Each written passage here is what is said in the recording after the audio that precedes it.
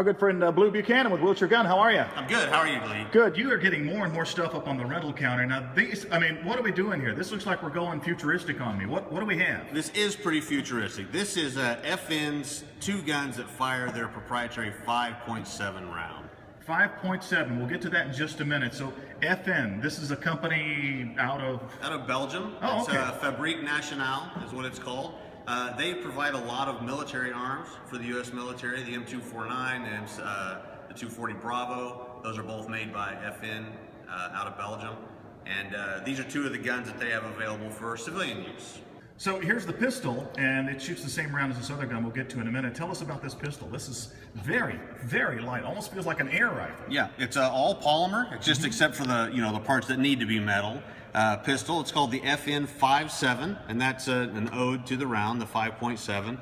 It is a pistol that holds a 20 round. It ships a 20 round magazine. Wow. You can also get a 30 round magazine for it.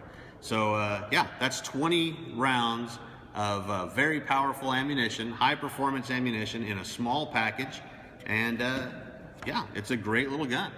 What is this funny looking cousin of it? Right, this is the PS90. This is the carbine from FN that fires that same 5.7 round. You can see it's got a pretty futuristic looking way to hold it there. Ergonomics are pretty good. If you can follow me up there, it helps you hold it pretty close up, right? So yeah. It's almost like a bullpup configuration. You can put a red dot sight on the rail, but you can see here has an aperture that looks through to a front sight on the front here of the iron sight, so you can also fire with iron sights. The coolest thing about it is that it has a 50 round magazine. This magazine is interesting, yeah. is 50 rounds. And it's interesting because it loads like this. You just slide it in, pop it down, and you're loaded. And then it has ambidextrous charging handle there that charges the gun. This isn't 5.56. This is 5.7 ammunition. What's the diff? It's 5.7 ammunition. As you can see, it's a shorter round than a 5.56, but it still has that bottlenecked rifle configuration. It's a little bit, slightly larger caliber, but the bullet weighs about half as much. That's about a 27 grain bullet compared to a 55 or 62 grain bullet in a 5. Okay, so we've got proprietary ammunition. We've got some really futuristic looking guns to fire it out of, but what is the overall advantage? Well, the overall advantage is that it increases your firepower quite a bit. You've got a small package with a powerful round. So if you have one or two extra magazines for this guy, 20 rounds of ammunition that performs like a 5.56 out to about 200 yards, you basically got a pocket M4 there. And each one of those shots very powerful. So if you are a sure shot, you're covered. If you're not a sure shot and you need a lot of rounds, you're covered. That's right.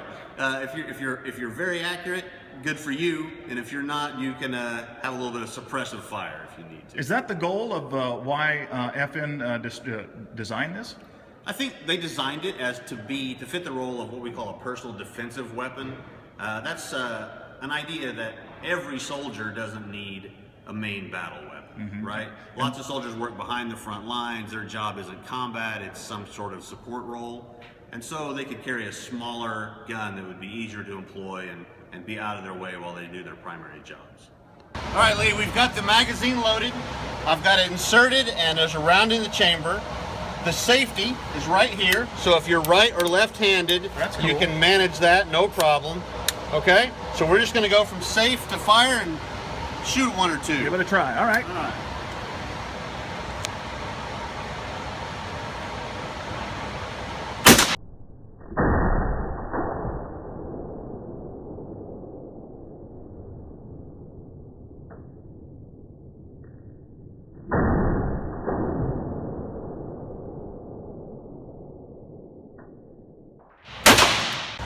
All right. Yeah, Lee, we got a full magazine there. Full magazine. So let's see how well you can keep it on target, rapid fire at 25 yards. 25 yards. I like that. That's cool.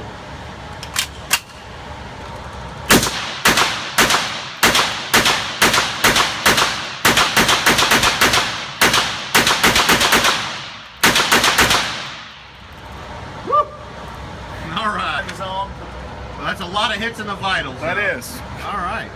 But you can also see how you can work with it and practice with it and really get it down. I mean, I can imagine if you had a strap on that on top of everything else, the way this thing is built, I mean, it wouldn't move. Yeah, you'd be able to really lock it in there. Yeah, yeah. All right. Well, good.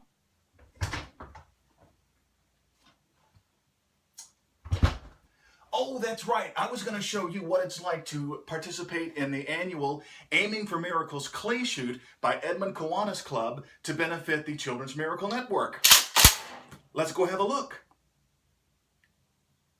Firearms Friday coming to you from the Aiming for Miracles clay shoot. We're shooting some clays for a good cause, the Children's Miracle Network. Action Director Ryan Lloyd, everything going well? Yeah. Are you killing them pigeons? Yes, Okay. they're dying. We also have Randy Fall on our team. Randy, how do you cook a clay pigeon? What's the best way to do that? Boil it first. Boil it first. A long time. Randy is over here getting some good pictures too. Are you shooting more pictures or clay pigeons? Unfortunately, more with this. Yeah. Pull.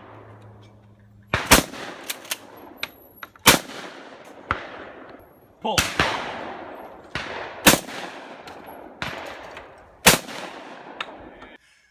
You'll notice you didn't see any video of Lee Matthews shooting. Let's just say Lee Matthews needs a lot more practice with the clays.